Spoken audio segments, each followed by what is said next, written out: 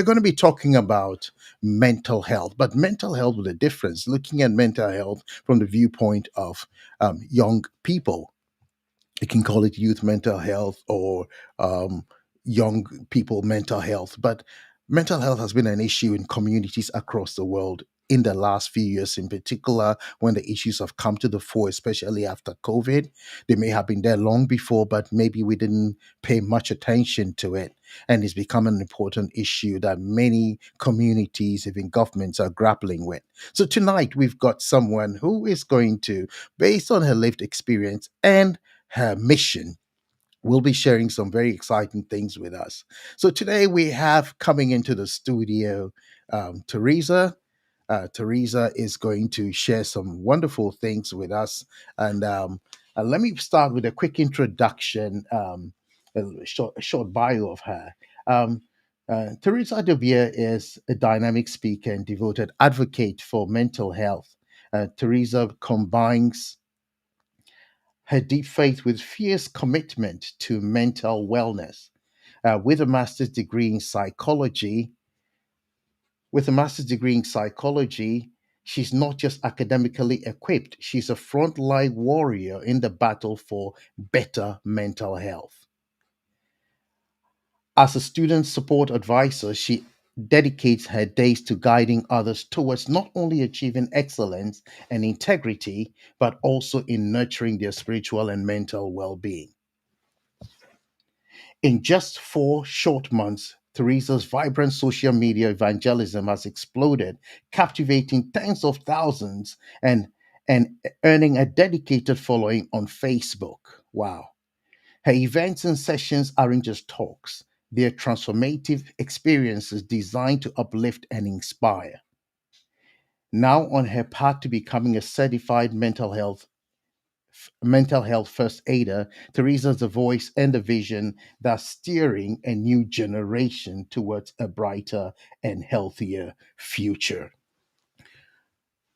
Wow. It's good to have you join us today, Teresa, in the studio. Thank you so much for joining us on Prime Focus. Such a pleasure to have you. Apologies, a few technicals there at the beginning, but we are on track now to get things moving. Thank you so much for the warm and for the but I'm excited to share what. Okay. I'm not sure if it's me, but I'm not sure whether your voice is breaking a little bit, but hopefully we should be able to sort that out. Right. But thank you very much again for joining tonight.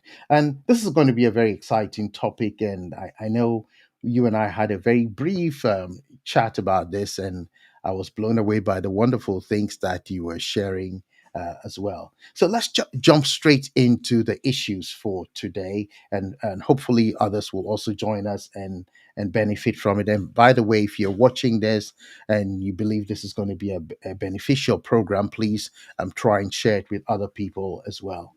I want to start with just the very basic things. First of all, we talk about mental health all the time. What exactly does mental health mean? Mental health is my voice clear? I just want to check. Yes, yes, it is. Yes. So I was just saying that thank you for the warm welcome and I'm excited to be here. So mental health relates to your mental wellness, your mind, how well you think, how well you can process information, how well you can balance your emotions. And ultimately, your mind needs to be 100% on point for your outward life to basically also be 100% on point. So everything starts from the mind. Awesome. Awesome. So there wasn't any specific definition. It starts from the mind. Very key indeed. I want to look at a few things. I know there's a lot you've got to share, but I wanted to throw in a few things along the way if you don't mind. So I'll go about it that way. Let's start with, because sometimes I probably may consider myself a little older than the very young ones, even though I think I'm still young. But we hear a lot of things about, mental health. People don't have young people don't have mental health issues, maybe just a little stress and all that. What are some of the most common mental health challenges faced by young people? particularly in the Western world, but it might apply to people in other places as well. Okay, so mainly I want to speak worldwide and globally because I believe that mental well-being affects basically the majority of young people worldwide. And so what I'm about to say is going to apply to not only the Western cultures but also young people globally. So young people tend to face a lot of social media pressures. They tend to also face a lot of life pressures, such as, for example, they yearn to attain to becoming influencers. They yearn to attain to having a house at a young age or having a car at a young age, or it could just be simple pressures from life, such as trying to make sure to attain the highest grades that you can get based from your parents' expectations.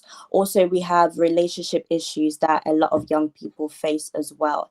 And so all of these are stresses that can have a huge impact on young people's mental well-being globally, and this can actually lead to anxiety and depression, and also unfortunately suicide as Hmm. Wow. Wow. So I like the fact that you said so this could apply anywhere in the world to anybody. And yes, of course, when I think of the issues you just mentioned, it well. definitely people have relational, financial, aspirational issues as well. Mm. Right. So how do these symptoms or these mental health issues manifest differently in adolescents from maybe adults or older people? Okay, so in relation to young people tend to maybe socially isolate in comparison to adults. Young people's journey and an adult's life journey are not always the same. And so the stresses may be different. And so how it manifests will also be different, especially because young people don't always have the right language to Hmm. their emotions. And so you will see that instead of them outwardly saying that, oh, I'm depressed or I'm feeling quite anxious, they will tend to withdraw socially. Things that they were once interested in, they are no longer interested in anymore. Maybe also they will tend to also, for example, feel a bit inadequate in social interactions. A low you will see that they are having low grades when it comes to their academics. So with young people, you have to kind of you'll see their mental health decline when it comes to their behavior, because they don't have the language or the time to outwardly say what they are going through. Hmm. Okay. So which ages do you think mental health starts or challenges or illnesses start? Okay, so mental health decline, mental health illness can really begin at any age, because when we look at research in relation to, for example, Bowlby, he was a British psychologist. He did research when it comes to children and how, you know, their attachment with their mothers can affect their mental well-being. He found out that children can be heavily impacted by mental well-being just by their primary figure, their mother, not being there at the time of birth or not being there when they are young. And children as little as age 2 can start to manifest, mental health decline just because their primary figures were not there. So it can really start at any age. And for example, if I give the example of the autism disorder, that manifests from at a very young age. And so in an answer to your question, it can begin at any age. Yeah. Hmm. Wow. Okay. When we started, you use of the phrase or social media, that the magic phrase that we hear all the time, and for somebody like me who maybe uses that platform for business and stuff like that, Mm. it's clear that there's another side to it in terms of the use of social media. So let me direct some questions in that area. Um, Maybe educate us in terms of like what are some of the specific ways in which social media has impacted mental health of young people. So when it comes to social media, I do firstly want to mention that social media can actually also have its positive effects, such as gaining access to educational resources, having connection, having the ability to creatively express yourself. But when it comes to the point where, a young person becomes socially addicted to social media, or they just overuse it, that's when we see cycles of depression. We start to see a decline in their physical well-being, in their mental well-being. So, for example, if a young person overuses social media right before bed, this affects their circadian rhythm, which is their internal biological rhythm for sleep. And this in turn affects their day to day activities, their day to day well being. It can also affect their focus as well throughout the day. And also, social media. Overuse of social media amongst young people has actually been found, according to research, to actually affect, or should I say, to actually be related to depression and anxiety, because on social media you're comparing yourself. On social media there could be cyberbullying. On social media, there is a whole lot going on whereby young people are now seeing virtual reality as their reality. And also, I do want to mention that, one thing that parents have to, I think, focus on is knowing your child, because research also demonstrates that when your child is actually more sensitive to things, they're more emotional, this makes them more prone to being more affected by social media. And so every child is different, and the way every child will be affected by social media, the way every young person will be affected by social media is different, and it does depend on their internal locus of control. So their internal way of how they see things. Hmm. Well, thank you so much for that. Just to help some of us who might not, in the audience, who might say, okay, what exactly does she mean by virtual reality? Maybe if you can break that down a little bit. Okay, so by virtual reality, I mean what is portrayed on social media. Not everything on social media is ever real, because people tend to portray what they want others to see. I mean, no one is necessarily going to be posting, all their bad moments. And so they post mainly their happy moments. And we all know that life is always up and down. There's never Mm, really a linear path in life. And so if you're seeing an influencer that's posting just the positive aspects of your life, if you're not careful to differentiate between the real and what they are portraying, so the real and the virtual, you are going to be so succumbed by comparing yourself to their life, when mm, in reality they haven't even shown you the sad parts of their lives. They haven't shown you what is really going down behind the scenes. mm. Wow, interesting bit.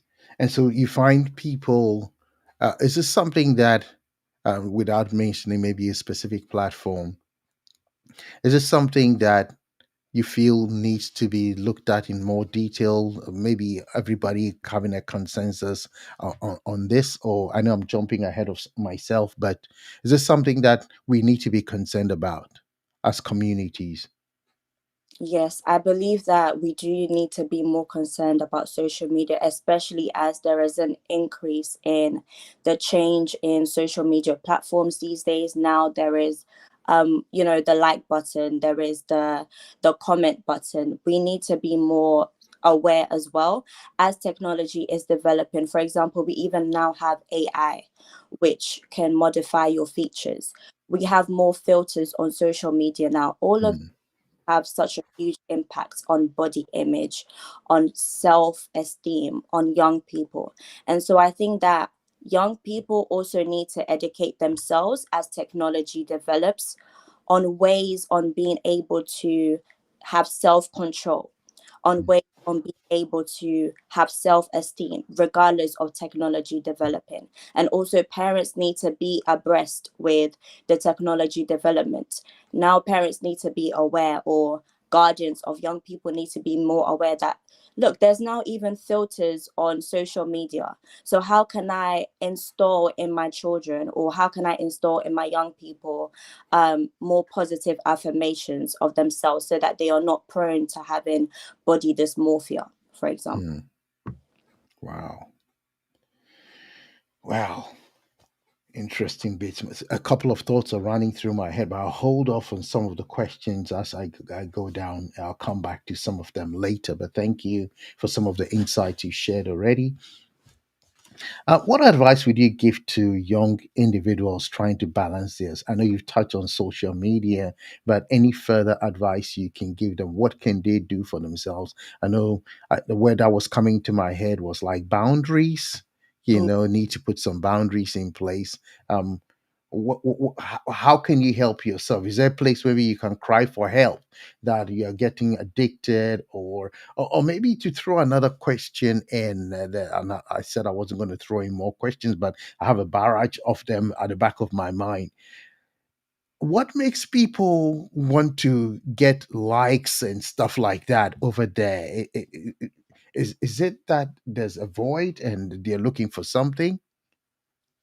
So, in relation to social media, it all intertwines with biology. When you are having more likes on social media and, when you're gaining comments about your post, it actually relates to you having an increase in a neurotransmitter in your brain cell called dopamine. So, dopamine is also known as the happy neurotransmitter or as a happy. And so, what social media does is that when you post a nice picture and you gain likes and comments, you automatically feel good. And so, that in turn makes you addicted and it makes you want to post more. You realize that you just can't stop. And so, in relation to your first question, young people do need to learn how to set boundaries. Now, how do you set those boundaries? You can actually download apps that will help you to block off the social media apps that you are addicted to for a time period. There are many apps on Play Store, on App Store. Additionally, I would advise having hobbies because I think one of the main things is boredom. One of the main things of why young people tend to use social media way too much is boredom. We have lost our touch with the outside world. We have lost our touch with reality. We rarely see young people now going on walks these days. I mean, back in the day when I used to live with my grandparents, we would just go out and sit on the veranda and just look outside, just stare at nature. We have lost that touch these days. And these little things are so important to us. Just looking at nature, it really helps your mind. And so I would advise on just implementing more hobbies. Hobbies do not only help your mental well-being, they are also essential for your professional development as well. So those are my main 2 points: having hobbies and also having boundaries by, for example, downloading apps to basically block off the social media apps for time periods. Hmm. Okay. Thank you. Thank you so much for that. You did mention about sometimes people are glued to the devices or also sometimes hold up in their rooms. Is that a bad sign when somebody, a young person, is always in their room? Yes, definitely. Because as human beings, we are social beings. We love human interaction. And so, if a young person is always in their room and just always on their phone for hours, they have lost interest in, the outside world. They have lost interest in things that they used to be interested in. And so, this is actually a sign of both depression and anxiety, not wanting to relate to family, not wanting to relate to friends, and basically using virtual reality as their reality. And so if a parent realizes that, or if a friend realizes that about a young person, you definitely need to have a talk with them because it could be that they are getting into depression. Hmm. Okay. Thank you very much on that point there. I want to come to a different area looking at stigma and maybe cultural perspectives. And cultural perspectives, I want to pick it up from maybe two dimensions: one, faith community, and then maybe looking at maybe, yes, it affects many people. It could be a generational thing. They say, oh, the gens are not always the same because of the way life is, and so on and so forth. That could be it. I'm not sure, but maybe you can help address that. But then there's also the wider community in terms of sometimes looking at, if you don't mind, I would like to maybe single out maybe Black and global majority communities that sometimes deny these things, or they find them abominations to talk about, or taboos rather, for want of a better word. Can you address that? What's the problem with these communities? Okay, so I would like to address the first part of the question, then move on to the second part. So Hmm. in relation to the first part, in relation to gender stigma, I would like to make an awareness that usually there is a stigma when it comes to mental illness or mental health decline in gentlemen or in men, because men are seen as the head of the home. And so they are seen to be people that are meant to be the pillars. And so they cannot break down, they cannot cry. And what we realize is that because men have been built to have this mindset, they, when they are facing trauma, when they are going through emotional decline, they cannot outwardly express it. And if you cannot outwardly express something, it's withheld within you. And so what we see is that there is actually more suicidal rates amongst men, because the only way that they can escape is suicide. If they can, because they cannot talk about it, they cannot get help due to this stigma. That is why, unfortunately, there is actually more suicidal rates amongst men. And then moving on to in relation to the Black communities, mental health stigma amongst the Black communities often stem from faith, spirituality, because it is often seen as, for example, in the Christian community, as I'm a Christian, so I can rightfully speak for the Christian community. It is often seen as demonic in the Christian community when it comes to mental health illness. Now, both gender stigma and spirituality stigma is all very much detrimental when it comes to the mental health paradigm, because what then happens is that these people that are being stigmatized, they can't reach out for help due to fear of what people are going to say about them, due to fear of, am I really going to get the support that I need? And then also, it is a thing where they obviously feel as though they're not going to get the support. They feel as though, there is no help for them. And one way to address these stigmas is, honestly, I believe, is investing in knowledge. Even the Bible says that my people perish due to lack of knowledge. And what I've realized is that these stigmas actually just arise due to lack of knowledge. Mental illness is actually similar to physical illness. Now, it is not a thing where we need to shun it away. It is not a thing where we need to now place it in this box of, let's just not talk about that, or it's just not real. Actually, it is very real according to biological research. So, a sensitive way to address, I will first touch on the spiritual stigma before I move to the gender stigma. A sensitive way to address the spiritual stigma is, I'm not going to dispute the faith principles behind mental illnesses. As I said, I am Christian, but I also believe that there is a way to address these things. For example, when you pray for a person going through mental illness, now there needs to be counseling that follows after that. You need to counsel the person, because what happens is that even though you've prayed for the person, if the person does not have the tools, if the person does not have the understanding of how to stay in a positive mindset, they are going to regress back to where they were before. And also in relation to gender stigma. Now, I would strongly encourage every woman listening to me that it's okay for men to cry too. It's okay for men to actually experience, emotional decline, because we were all born with these feelings. And so, how can we say to a specific gender that they shouldn't have those feelings just because they are men? It doesn't make sense when we were all born with these feelings. And so we need to be sensitive when it comes to these things, because people are literally going through so much but feel like they can't come out and express themselves because of these stigmas. Yeah. Mm. Wow. Wow, very insightful. So you did say it's not any different from physical illness. So, say for instance, somebody is trying to maybe something on lose weight, maybe because of something. You still go to a regime. You may take some Medicaid, but you go through something. And so, in our case, we need to make sure that we are still following up with something else. Yes. So Okay. what I mean by it's not any different to physical health is that with your mental well-being, basically how a physical, in relation to, for example, cancer, which is a physical illness, cancer causes a decline in your body. Same way with mental illness, when you have a mental illness, it causes a decline in your mind.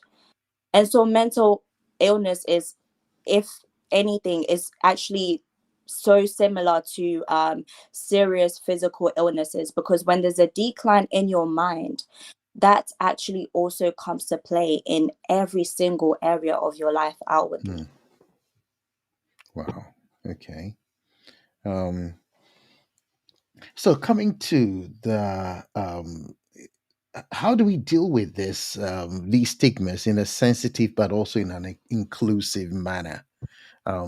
Because as you said, sometimes in some places, maybe give you some scenarios. Maybe somebody wants to, the child, your teenager wants to go get maybe some help, therapy. Mm. And if you no, no, no, how can my child go and look for therapy? What's wrong with you? And things like that, you know. And how do we address issues like that? Okay, so a parent who says, how can my child go for therapy? Um, it is mainly due to lack of knowledge, respectfully, when it comes to what your child is going through. Because why can't your child get therapy? Is it based on what you've heard about therapy? Is it based on what you've heard about mental illness? And so it's up to you to do the due diligence and the research on what actually is mental illness. And I think the problem also as well when it comes to fear of actually getting therapy is because mental illness may be associated with an illness that is a never ending problem that is permanent. But I myself can use myself as a testament to say that actually it's not a permanent condition for everybody. And when someone gets the adequate help that they need, they can come out of it. And so therapy is not something that should be overlooked. It is something that is very valuable and can be very valuable to a young person who is going through mental issues. And to a parent that may be thinking that, how can my child go through therapy based on what people will say? I just want to challenge that parent that, listen, if you continue to think of what people are going to say, how are you going Mm, to feel next when you hear in the next coming days that your child committed suicide because you didn't address that issue? To a parent who is considering therapy for their child, afraid to get therapy for their child because of spiritual information, or because of the spiritual stigma that they have, can I just challenge you? And I'm just going to challenge obviously my people in the Christian faith, that even in First Thessalonians it says that um may God himself, the God of peace, sanctify you, your whole spirit, soul, and body. Spirit, soul, and body. And so God gave us three parts. And so your body is very vital as well. It's not only your spirit, but your soul and your body also needs to be nurtured and cared for. And so that's what we have to remind ourselves. very insightful. Thank you for sharing that. Thank you so much for that. Um, I was going to throw in something that you touched on very quickly. How did you get into this? Okay, so I got into mental health mainly because of my personal experiences. Now, when I was a teenager, I was going through a lot of emotional battles, especially after my grandpa, my late grandpa, died. We were very close. He was like a father figure to me, and everything just spiraled from there when I was 10. So he died in 2010. And so from then on, I just realized such a decline in my overall mental well-being. This spiraled into my academics, this spiraled into my outward life, into my relationships, everything, because as a man thinketh, so is he. And so because my mind was just out of order, everything outside of me was also out of order. And so what I did was I decided to study psychology during A levels to help myself, mainly because I couldn't mention to my parents that I think I'm actually depressed. But I mean this when I was a teenager, because there was such a huge stigma around mental illness, especially back then. And so I didn't want to be seen as the girl with a demon. So I decided to just study psychology during A levels to help myself. This then led to me studying psychology in university for my undergrad. Eventually, I did get better. I am now better by the grace of God. And so I decided to do my master's, and I completed my master's recently. So my main reason for doing my master's was to help others as well, because I want others to also see that, there is actually light at the end of the tunnel, and where you are is not where you are always going to be. I don't want you to stay in that box, because I understand the impacts that it can have on your physical well-being, on your relationships, on your life. And so I want to push you out of that. I want you to be better, Mm. because I am now better. Awesome. Awesome. What a great story. Thank you so much for that. Um, let's come to the role that others like schools can also play, schools and families. What preventative measures can schools? I know you're doing some work for university in terms of being a mental health champion. Okay, so what preventative measures can schools or therapeutic measures can schools and universities implement to better support mental health of their students? Sometimes you hear parents talk about their students, their wards or children went to uni and something went wrong somewhere there. They lost focus and all that. Some even drop out. So, what kind of help do you think should be available? What do we need to know to Okay. help? Yeah. Within schools, school is a social setting. And so within every social setting, there needs to be what we call a sense of belonging and what we call individual differences in psychology. Individual differences in psychology relates to basically just the differences of a person. Everyone comes with their own personality, everyone comes with their own culture, everyone comes with their own sense of who they are. Now, within a social setting, you need to consider these individual differences so that each individual can have a sense of belonging. When there is not a sense of belonging, this leaves individuals feeling inadequate, feeling as though they don't belong. And when a student doesn't feel as though they don't belong in a school setting, this then basically transgresses into, or should I say, it basically what's the right word I'm looking for? It outpours into their academic achievements, because when a student feels inadequate, obviously they're not going to feel capable enough to do their work. And this also outpours in their social dynamics at university.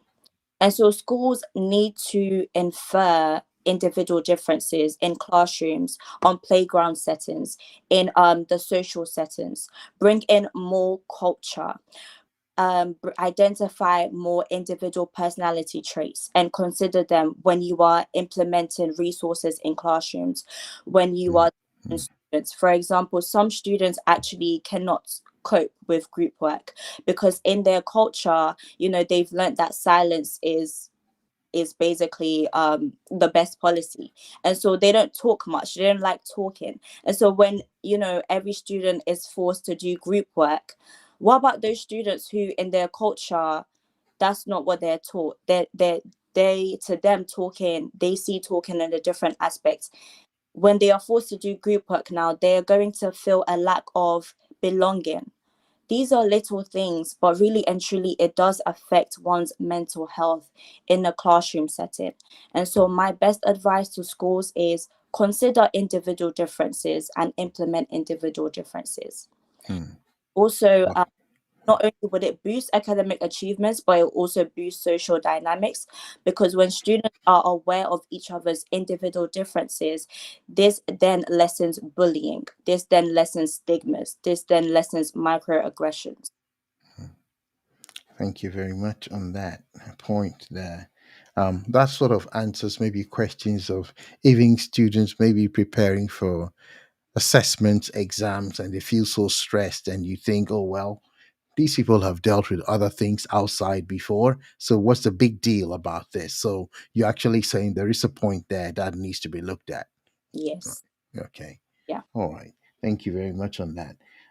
Let's look at the role of family support. How important is family support in the mental health of young people? What role can parents play in fostering a supportive environment? It may not necessarily be parents; it could be any adult carer as well. Yeah. Okay. So, to parents, guardians, family, family is actually so vital in a young person's life, because family is where a young person usually gains their values, their culture from, their sense of identity from first, before anyone else. And so, when a family has a negative dynamic, when there's a lot of fights, there's a lot of abuse, there is a lot of misunderstandings, there's emotional discord amongst the adults, this can have a huge impact on a child's brain. It actually alters a young person's brain. Research has demonstrated that. And that is why we see cases of depression and anxiety as a result of what we call trauma, because the child is so traumatized by what is going on within the family. And so, my best advice to families, parents, guardians is sometimes we ourselves need to do the root work within ourselves. Hmm. What are our personal traumas that we have faced? What are certain things that we have been through that, may affect our outwardly relationships? Because what happens is, when parents haven't addressed their emotional issues, their emotional imbalance can have such a huge impact on the child, because they project onto the child. And so you'll see that a parent is lashing out at a child or abusing a child, maybe because of the parent's own trauma. And so sometimes parents need to do the root work, whether it's before kids, whether it's during kids, do the root work, and also gain knowledge about the exact mental illness that your child is going through, if you know it. And if you don't, find out what your child is going through to help them, to support them. Also, I want to emphasize on mothers as well, because in relation to Bowlby's research, as I mentioned earlier, the primary figure is so important. The primary figure, a mother, is so important at the early stages of a child's development. When a mother is there present at the early stages of a child's development, this leads to the child having secure attachment. A secure attachment style means that they have a well balanced relationship. They have well balanced relationships in future. When the mother is not present, this actually causes the child to have attachment issues in future. And so, parents, I would advise, do the root work.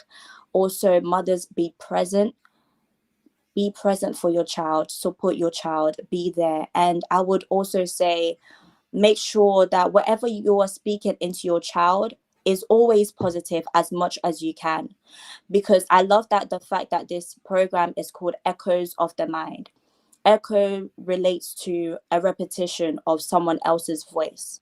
And what we see amongst young people is that when they fall into depression and anxiety, is always as a result of a negative thoughts that has been placed, a negative echo that has been placed, a voice that is not right. And so we have to now dismantle that as parents and guardians, by resetting their brains, by resetting their minds, by giving them more positive affirmations. Awesome. Thank you so much. Parents, I'm sure you benefited very much, guardians benefited very much from some of those very practical points that Teresa just shared with us. Right. Let's come to one of the questions that I often hear people asking.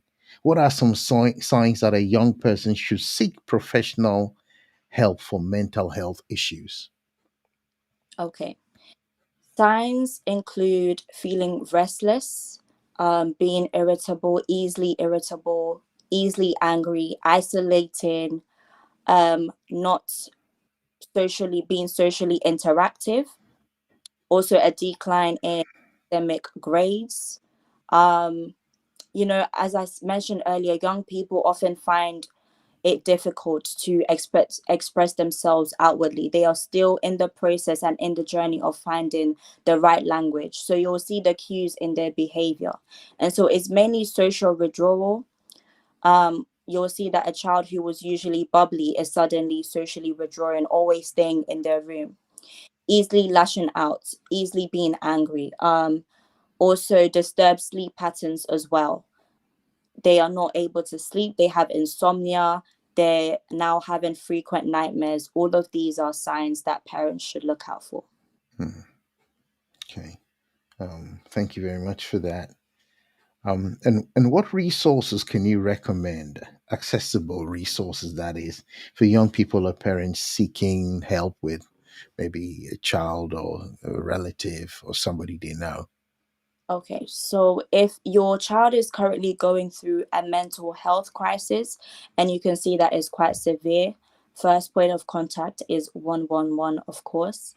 And then moving on, we have other resources such as the Samaritan's line, which is 24/7, available for everybody. Whether you are going through a mental health situation, a mental health crisis, or you know someone going through it. There is also the Young Minds website as well, which Hmm, is very yeah. helpful in relation to helping parents and even young people understand their emotions, understand how to balance their emotions. How do you build resilience? How do you process your feelings? Also, there is the Mental Health Toolkit company, which basically is a company that does programs to help you understand your emotional processes more. I will also definitely recommend a book called Adult Children of Emotionally Immature Parents. It speaks of how to heal from distant, rejecting parents, how to heal from parents who, may have been absent. So this Hmm, for everybody. wow. Could you give us the title of that book again? We'll later put it into the chat. So the book is Adult Children of Emotionally Immature Parents. Okay. Thank you very much for those resources, And especially this looks like a very interesting book indeed. yes, it's Gibson. All right. Thank you. Right. So, based on your studies, I know you told us the motivation for going into study psychology. I'm not sure it's something for everybody. Um, what have you found to be effective in promoting mental health awareness among young people? As you said or told us yourself, we can see you're a young person, but you've taken a personal situation and turned it around. Can Mm. others do the same? Yes, others can definitely do the same. What I found to be effective is number one, understanding a young person's individual difference. How sensitive are they? How are they more prone to being affected easily by their emotions? And how can you help them to build resilience in relation to that? So, number one, understanding that every young person is different. And so, when you understand them and their personality, this helps you to target exactly what you need to target. Number two, therapy definitely helps. There is even faith based therapies as well for those looking to intertwine and combine spirituality and therapy. Therapy also helps because we have things now such as talking therapy, cognitive Mm, therapy, which focuses on training your mind from moving to negative thoughts to positive thoughts, and so that also builds resilience. Yeah, those Hmm. I would say. Right. Thank you for that. As you were speaking there, a couple of things came to my mind there. I'll give you a couple of scenarios and tell me whether these can all, in a way, lead to this kind of scenario. One, a parent who is overly dominant over their child. Could that be an issue? Number two is the scenario where maybe the parent is trying to be overprotective of their children as well. In other words, not allowing them to associate or connect with other people. Could these scenarios be things that could lead to mental health issues as well? Yes, because an over dominant and an overprotective parent, what happens there is that there is no boundary because the parent is often too involved in the child's life, and so the child doesn't have the opportunity to have freedom of expression. And so then we see what we say, that they are being rebellious, but most often they are just trying to find their way of expression because they have been too caged in. Hmm. So there needs to be a balance between protecting your child and also allowing them to experience things as well. Because when you don't allow them to experience things, children naturally just feel caged in. They feel as though they are being blocked, and children need to be creative to actually develop. Hmm. Thank you for that. Probably not a nice thing some people would want to hear, but it's certainly a good thing you shared there. Right. Just a couple more questions. I know I've kept you talking throughout, but just because I had so much and I knew there'll be other questions as well, I'll look into the chat in a minute or two. Um, uh, Can you, right, okay, you sort of told us where we can get some resources. Can you share a story of or example where intervention or awareness significantly improved a young person's individual mental health? Maybe from your own circle or something you've observed that has dramatically changed somebody's situation? Yes, okay. So from my own circle, I did have a friend who was going through some mental health crisis. It wasn't severe where we had to escalate it to medical professionals, but the advice that I was giving her helped in relation to, for example, being able to ground yourself when you're going through anxious emotions. And I was only able to give that advice because I invested in knowledge. That is why investing in knowledge is important. And so but excuse me, by grounding yourself, I mean that I advised her that when she's going through an anxious situation, she has to practice what is called the grounding technique. Now, what you do is you take in a deep breath and you focus on five things that are present in the room. Mhm. And so what that does, it grounds you. Sorry, excuse me. It grounds you back to the present. Okay, so that you're not too focused on the future, you're not too focused on the past. And oftentimes we find that amongst all these mental health issues, it stems from overthinking about the past and about the past mistakes and worrying about the future. And so we have to now balance and bring people back to the present. Hmm.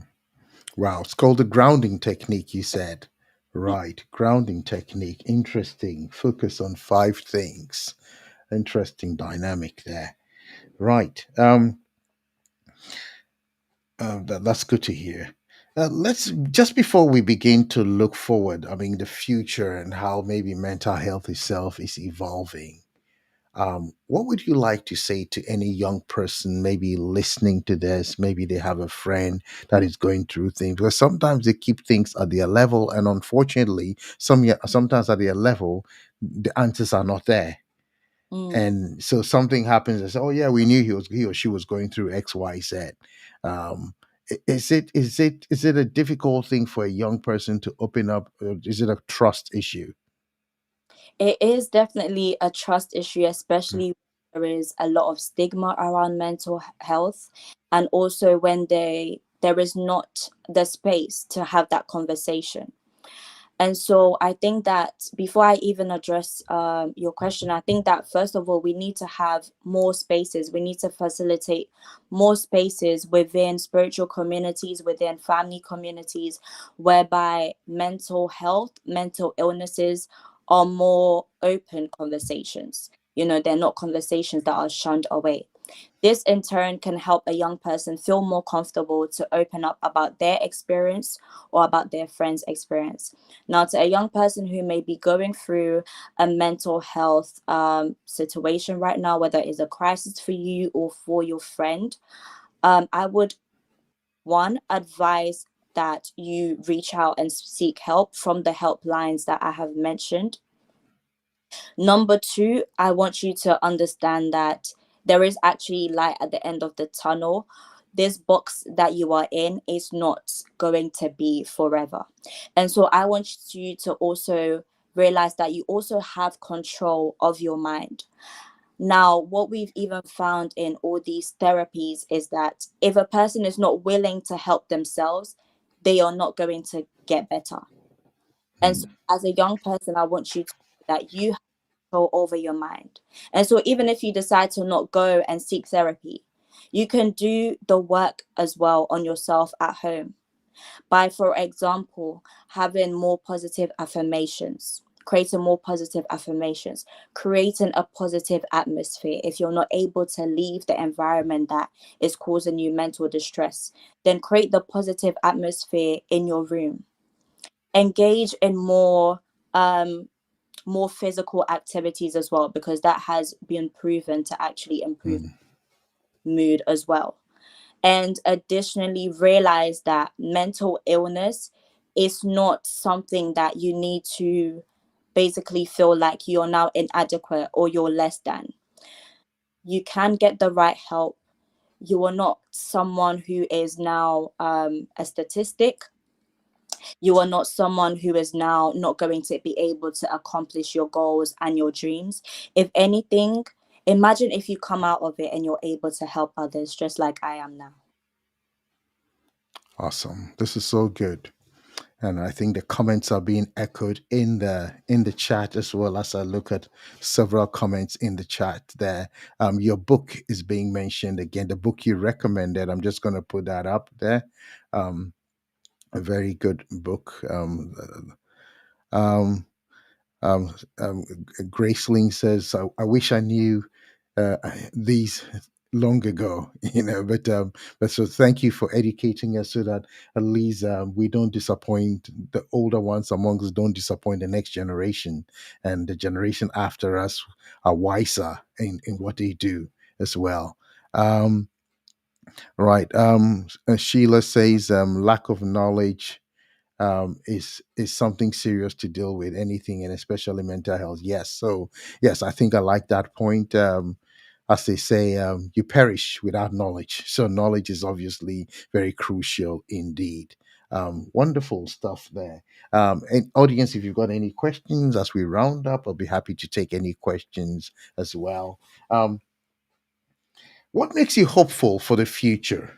I mean, some people sit there and say, well, we have non governmental organizations that can take care of X, or because government certainly cannot do everything. I mean, when we look at my program is apolitical, so I don't have any political views I actually share here. But there's absolutely no government in the world that can take care of everybody's needs Right. fully. So we all have our parts to play, So I think it's important that any parent listening to this, any educator or education administration person, or any young person, or any person in any position of leadership or influence, that needs to hear this and speak to the young people about it. I have been in groups called small communities that have been surprised to find out that there are people who have mental health issues, and Mm, you would not have expected that, and because everything looks okay, they're getting about doing their work and everything else.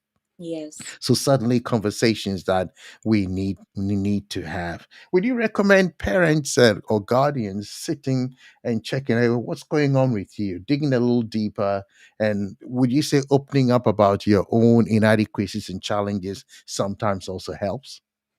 Okay, yes. So to address the second question, I definitely think that opening up, parents opening up about their own challenges they face help, because oftentimes they portray a perfectionist role, whereas we know that no one is perfect. And so when parents open up, this encourages young people to also open up about what they are personally going through, and also facilitating the atmosphere to have those conversations.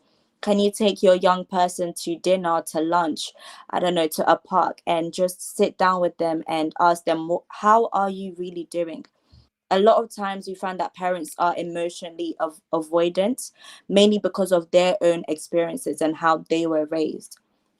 But it is necessary for us as human beings to sit down with ourselves and talk through our emotions. And so this is important for every young person as well.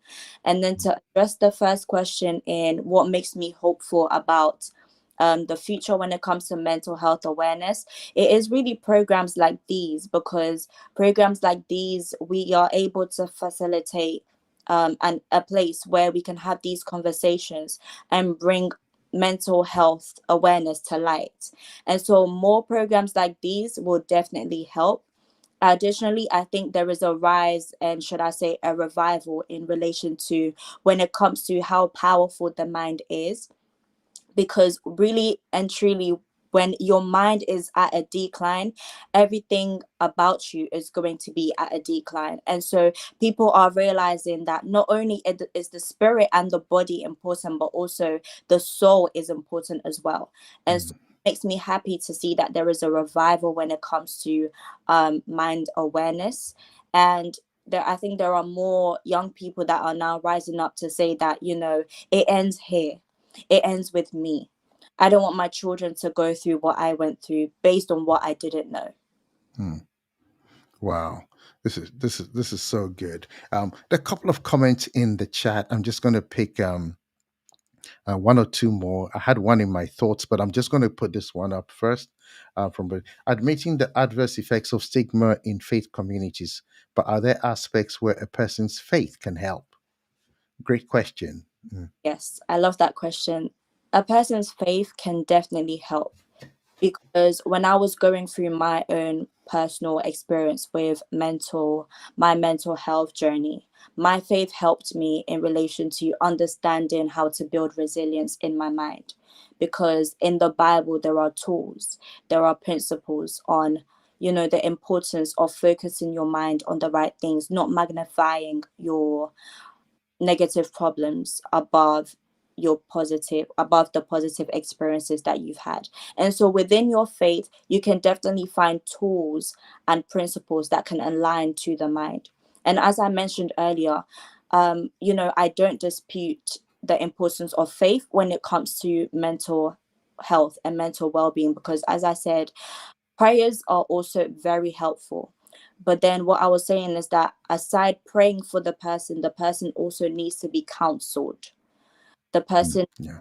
go through counseling and understand how to build resilience, how to train their mind. Mm.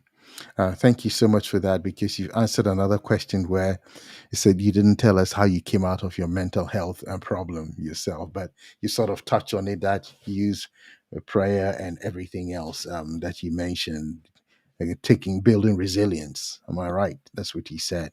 Yes, yeah, Okay, great stuff. Thank you very much on that point there.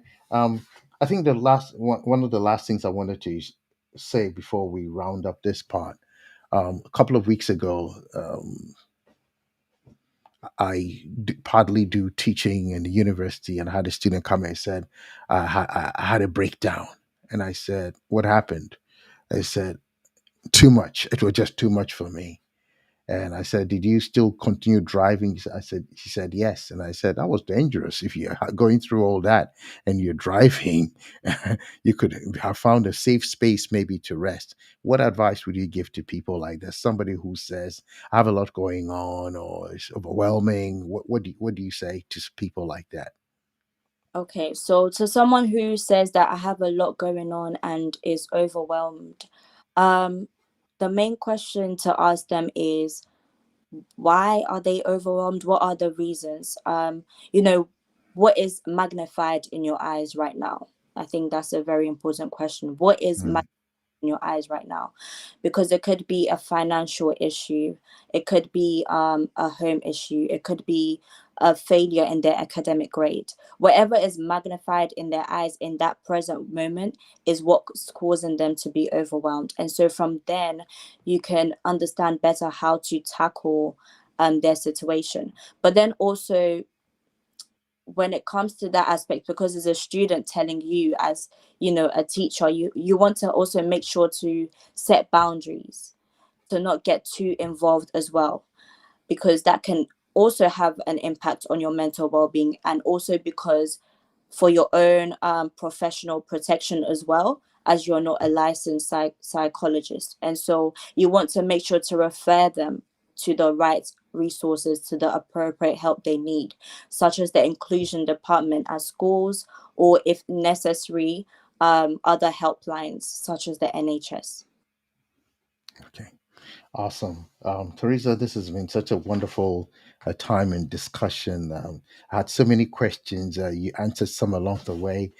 I'm sure our audience has also benefited from the different things that you have shared today. And I'm going to ask that we share with as many young people. I'm sure we have young people in our networks that we can share these things with. So please don't keep it to yourself. Put it in your different groups, Facebook, on WhatsApp, LinkedIn, whichever groups you belong to, somebody has a young person in their network that could benefit from this, or a friend of theirs. Teresa, I'm going to say thank you again. To our audience, thank you so much for joining us on this episode of Prime Focus. If you haven't already done so, please subscribe to the channel. And Teresa, I'm not going to say it's the last time we're calling you to come in to this program. It may get you in to come sit with for an intergenerational discussion. Again, that will be wonderful to hear from your insights as well as a young psychologist. And thank you again to everyone as we bring today's episode to a close. Thank The different connections she gave to us will be put into the description afterwards. So if anybody needs any of the places she mentioned, the Samaritans and all the other places she mentioned, we can get access to them as well. Thank you. thank you so much, sir. Thank you. All right then. Thank you.